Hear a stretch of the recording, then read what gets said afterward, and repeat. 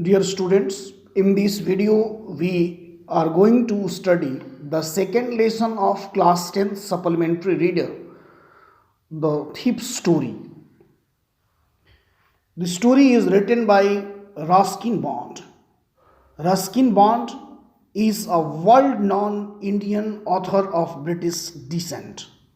He was born in 19 May 1934, Kasauli.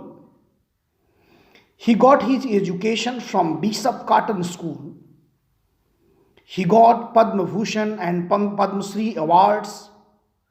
His films and TV shows are The Blue Umbrella, Saat Khoon Maaf, The Black Cat, Junoon, Ek Tha Trusty, and many more. His notable works are Our Trees, Grow in Dehra, A Flight of Pigeons. Let us read the story. The Thief Story.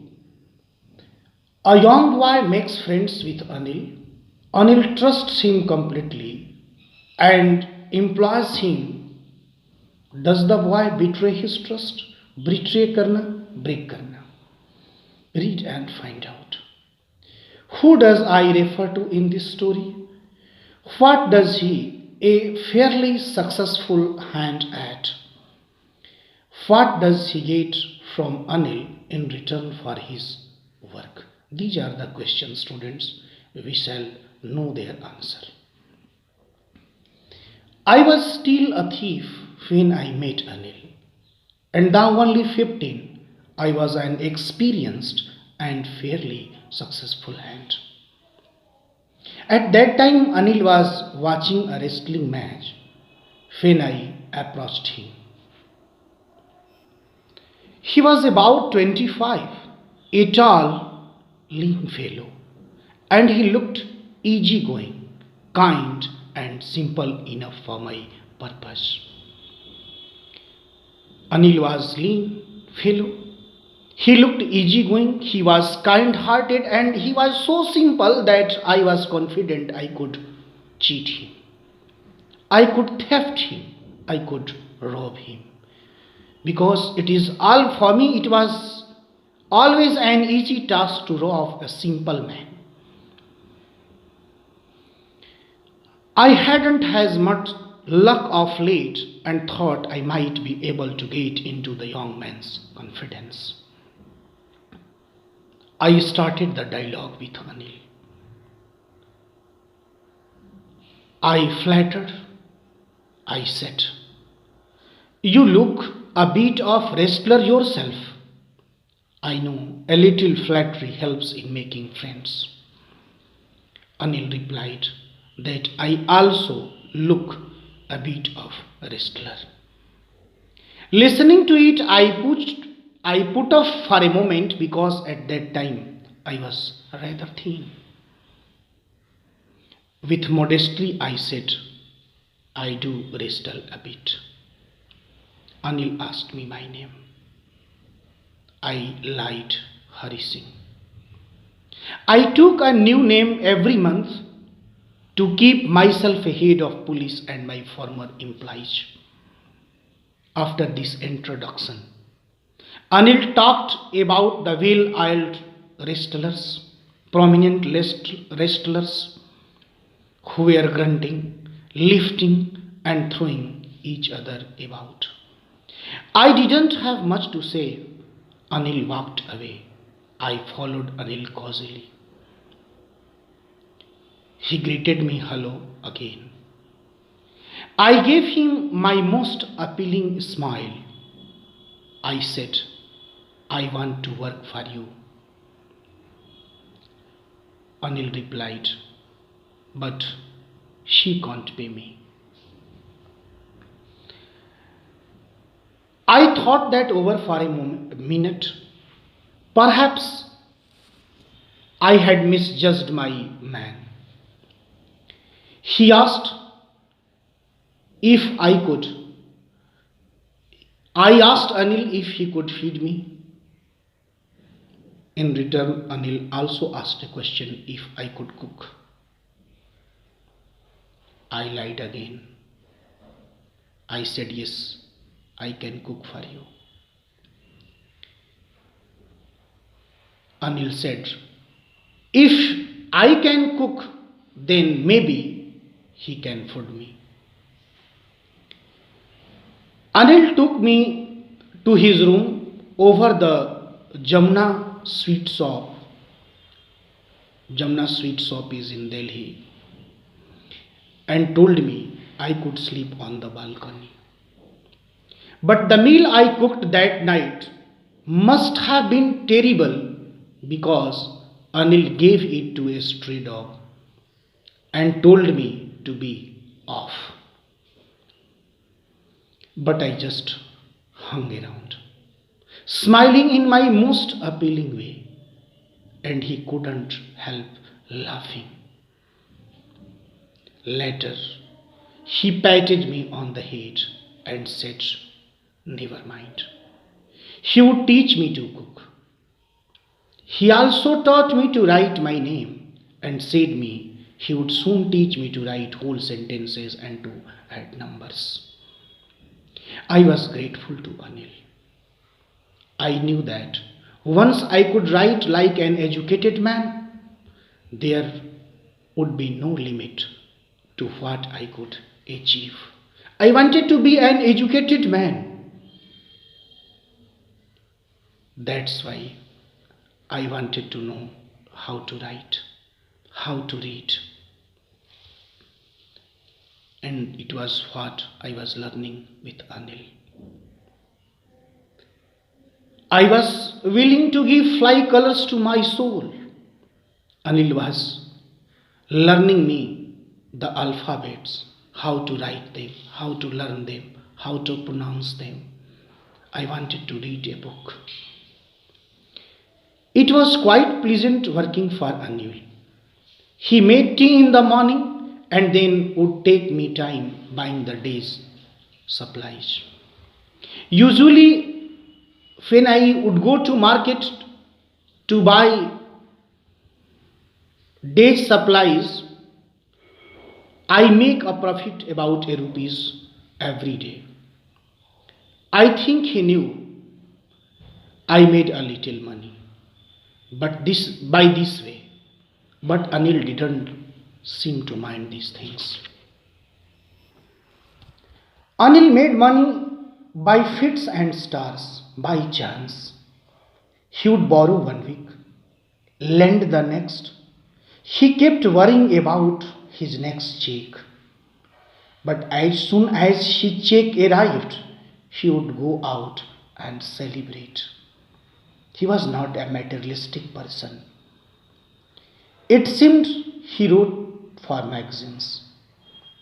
It was a queer way to make a living, wasn't it? One evening, Anil came home with a small bundle of notes, saying he had just sold a book to a publisher. At night, I saw him tuck the money under the mattress. I had been working for Anil for almost a month, and apart from cheating on the shopping, I hadn't done anything in my line of work. I had every opportunity for doing so. Anil had given me a key to the door, and I could come and go as I pleased. He was the most trusting person I had ever met in my life. And that is why it was so difficult to rob him. He trusted me. He believed me. It is very difficult to rob a man who trusts you. And that is why it was so difficult for me to rob Anil. You know, it is easy to rob a greedy man because he can afford to be robbed. But it is very difficult to rob a careless man. Sometimes he doesn't even notice he has been robbed, and that takes all the pleasure out of the work. You cannot enjoy your work because when a careless man is robbed, he is so careless that he even does not notice that he has been robbed. So I thought it's time I did some real work. I told myself, I am out of practice. And if I don't take the money, he will only waste it on his friends. After all, he doesn't even pay for me. So, a dialogue was going on in my own body. My heart was communicating my mind to steal Anil. Read and find out. How does the thief think Anil will react to the theft?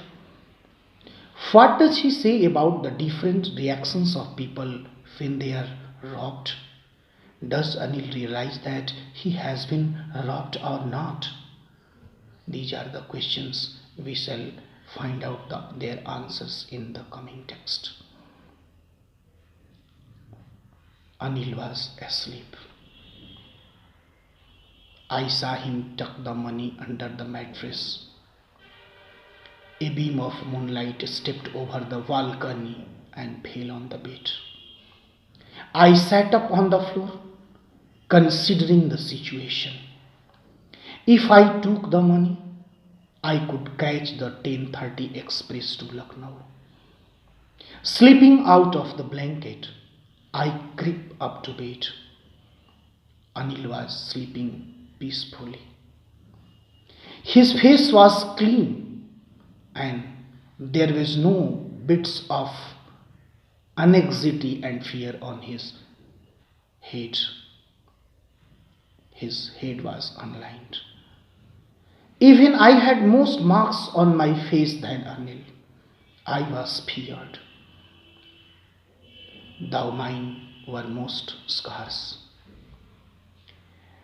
My hands slid under the mattress, searching for the notes. When I found them, I drew them out without a sound. Anil sighed in his sleep and turned on his side towards me. I was startled and quickly crawled out of the room.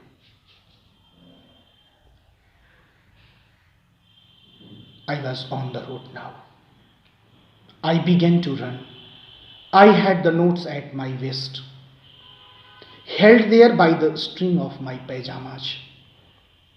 I slowed down to walk on and counted the notes.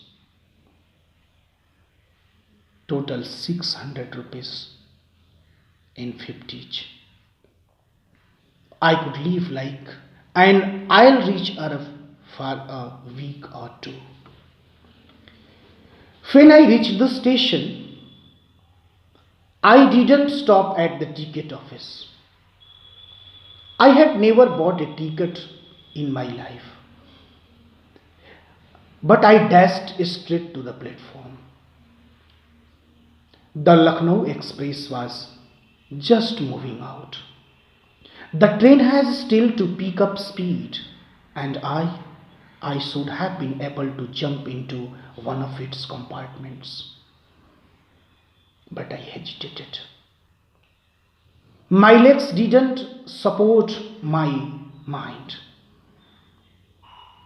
For some reason, I don't know the answer and I can't tell you. And I lost the chance to get away from Delhi. When the train had gone, I found myself standing alone on the deserted platform. I had no idea where to spend the night. I had no friends, believing that friends were most trouble than help. And I didn't want to make anyone curious by standing at one of the small hotels near the station. My problem was that I could not go back to Anil, and I could not have friends, and I could not stay at the station near the hotels because people and police will suspect me. I was already a suspected person. The only person I knew there was Anil, and I had robbed him. Leaving the station, I walked slowly through the bazaar. In my short career as a thief, I had made a study of men's faces when they had lost their goods. The greedy man, after being robbed, shows fear. The rich man, after being robbed, shows anger. The poor man, after being robbed, shows appearance. But I knew that Anil's face, when he discovered that I have robbed him, when he discovered the theft, he would show only a touch of sadness. Not for the loss of money, but for the loss of trust. For the ingratitude from my side, he would sing, "Blow, blow, thou winter's wind, thou art not so unkind as man's ingratitude. Thy tooth is not so keen, thou art not seen, sing, hey ho. Unto the green holly, most friendship is failing, most loving mere folly." Ingratitude that is most cruel and barbaric than the traitor's harm would cut down his heart. So, Anil would show only a touch of sadness, not for the loss of money, but for the loss of trust. I found myself in the Maidan and sat down on a bench. The night was chilly. It was early November, and there was a little drizzle added to my discomfort. Soon it was raining quite heavily. My shirt and pajamas stuck to my skin. A cold wind started to blow, and it made the rain across my face. I went back to Bazaar and sat down in the shelter of the clock tower. The clock showed midnight. I felt for the notes. They were damp from the rain. Anil's money. In the morning he would probably have given me 2 or 3 rupees to go to the cinema. But now I had it all. But there was a difference in the satisfaction, in the way of earning the money. I couldn't cook his meals. I run to bazaar or learn to write whole sentences anymore.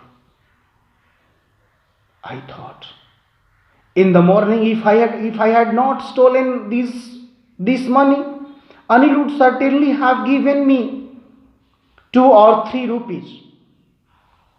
But now, when I had it all, I couldn't cook for Anil. I can't run to bazaar or I can't learn to write whole sentences anymore. I was missing Anil's lessons. I was missing his company. I had forgotten about them in the excitement of the theft. Oh, I had forgotten about them in the excitement of the theft. Whole sentences, I knew, could one day bring me more than a few hundred rupees. I wanted to learn. I wanted to be educated. I wanted to fly with flying colors. It was a simple matter to steal, and sometimes just as simple to be caught. But to be a really big man, a clever man, a respected man was something else. I should go back to Anil. I told myself. I only wanted to learn to read and write. Money was meaningless for me. I hurried back to the room feeling very nervous. For it is much easier to steal something than to return it undetected. I opened the door quickly, then stood in the doorway. In clouded moonlight, Anil was steep asleep. I crept to the height of the bed, and my hand came up with the notes.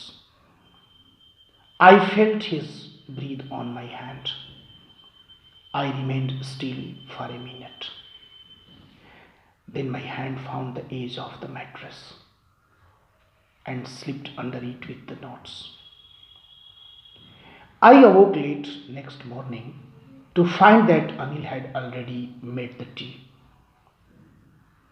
He stretched out his hand towards me. You know, there was a 50 rupees note between his fingers. My heart sank. Oh, I was detected. I thought I had been discovered. I made some money yesterday, Anil explained to me. Now you shall be paid regularly. My spirits rose. But when I took the note, I saw it was still wet from the night's rain. Anil said to me, "Today we shall start writing sentences." He knew, but neither his lips nor his eyes showed anything.